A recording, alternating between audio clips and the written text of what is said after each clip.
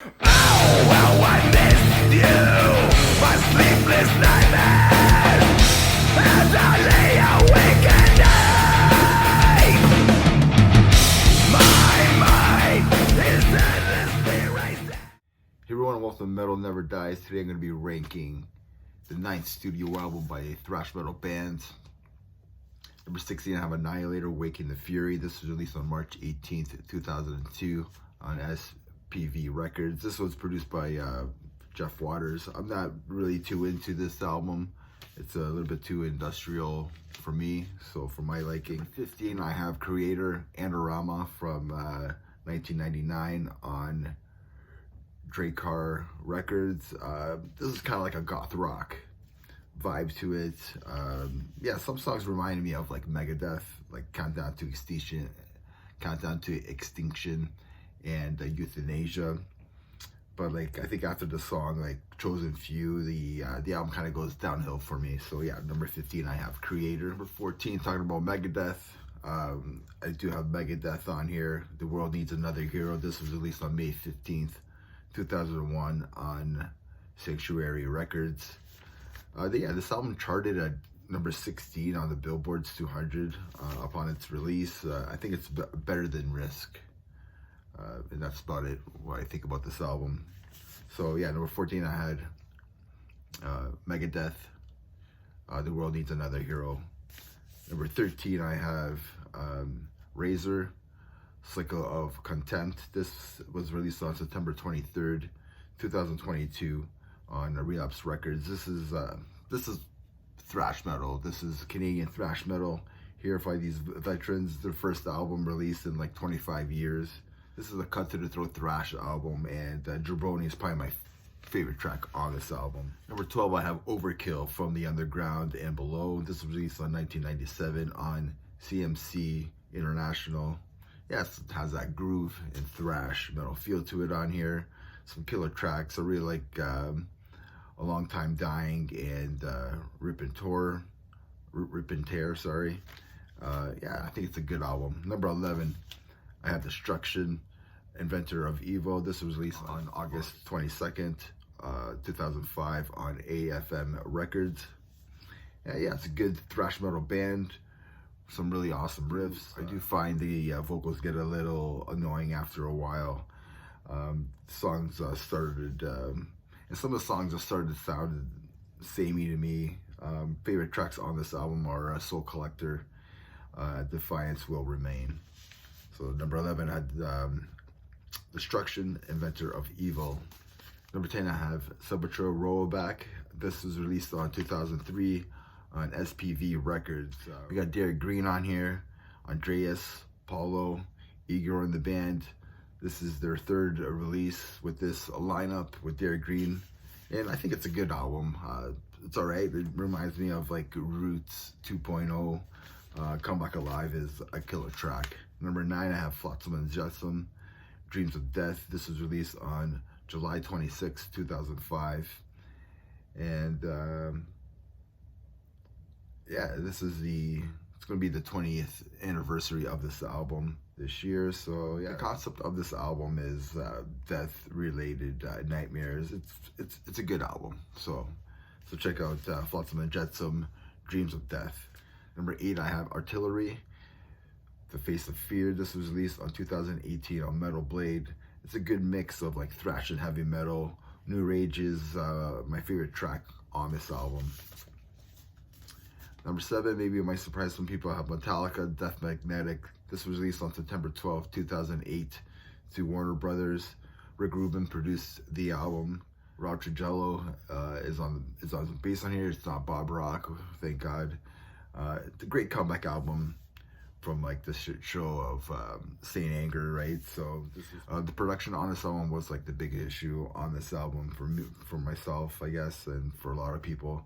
There's some bangers on here, I think. That Was Just Your Life, Broken, Beaten, and Scarred, All Night Long, Cyanide. I kind of think the album should have like stopped after the Unforgiven 3. I think the album should have stopped after that song. I think it would have been a perfect album closer. But yeah, number 7 I have Metallica, Death Magnetic. Number 6 I have Anthrax, We Come For You All. This was released on 2003 on Nuclear Blast and Sanctuary Records. This is the last album with John Bush.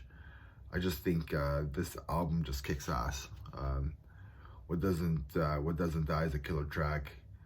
Superhero, Nobody Knows Anything. Like, there's like some hard rock moments on here. I just love the whole John Bush era of Anthrax. So yeah, number 6 I have Anthrax, We Come For You All.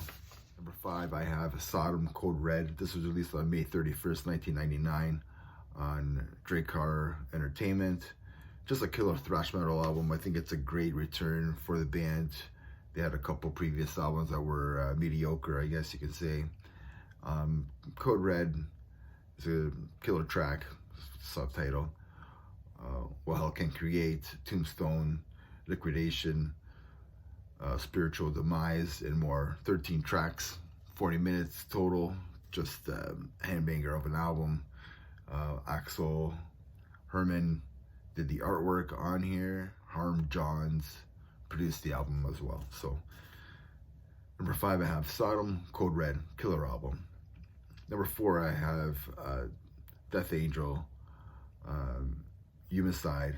This is their latest album, released on May 31st, 2019 on Nuclear Blast Records, produced by Jason Sukoff. The title track was nominated for a Grammy Award for Best Metal Performance. This is the first time for the band, so that's pretty cool. A very melodic thrash metal album. Alive and Scream is a killer track, and Revelation Song is another killer track. Probably 2 of my favorite tracks on this album. The whole album kicks ass, right? So number 4 I had Death Angel. Number 3 I have Exodus, Exorcism B, The Human Condition. Yeah, I'm not counting Let There Be Blood as their 9th. Stick with the studio stuff, original stuff. So yeah, so got Exodus here. Just released on May 7th, 2010. So yeah, 15-year anniversary on Nuclear Blast. Produced by Andy Sneap, of course. Rob Dukes is on vocals. And you know what? He's back in the band too. So that even kicks ass even more now. Honestly, the whole Rob Dukes era is my favorite part of the band.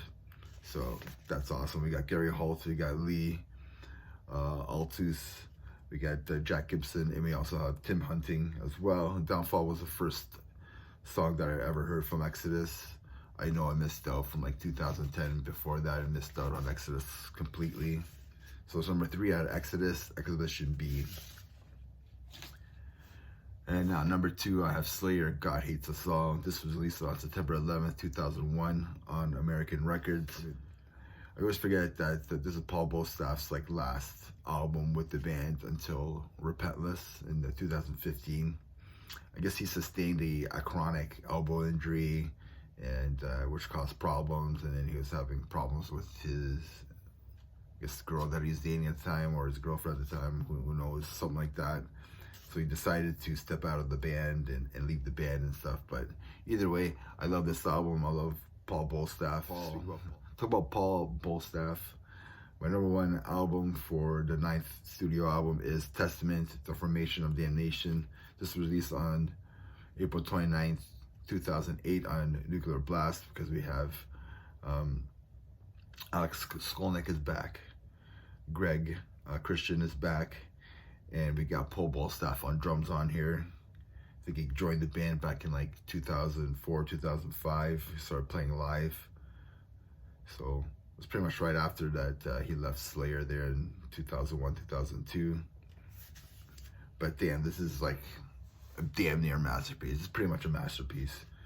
We got More Than Meets the Eye. The Eagle Has Landed. The title track, Dangers of the Fateless, and so on. Just a killer album. Andy Sneap produced this album. Of course he did. Andy Sneap produces everything. We have the artwork done by Eli Wren, Cantor, of course. And remember, everybody, metal never dies. Cheers.